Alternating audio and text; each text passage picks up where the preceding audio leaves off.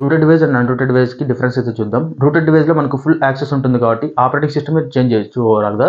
దీన్ని custom voice installation అయితే అంటారు కదా! అండ్ బ్రోకర్ కానీ, సిస్టమ్ యాప్స్ కానీ మీరు యూజ్ చేయని యాప్స్ అయితే ఉంటాయి, రన్ అవుతుంటాయి. వాటిని కూడా మీరు డిలీట్ అయితే చేయొచ్చు రూట్ యాక్సెస్ ఉంటే.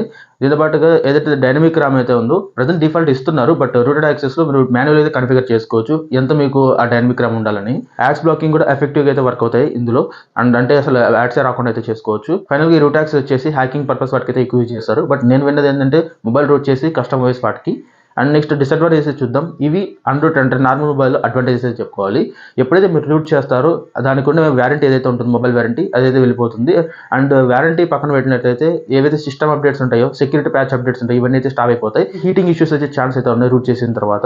అండ్ ఫైనల్‌గా వచ్చేసి మీరు రూట్ చేసే మధ్యలో ఏదైతే ప్రాసెస్ ఉంటుందో అక్కడ మధ్యలో స్ట్రక్ అయితే మాత్రం మీ మొబైల్ బ్రేక్ అయ్యే ఛాన్స్ ఉంది. అంటే మీరు యూజ్ చేయడానికి అయితే ఉండదు తర్వాత మొబైల్.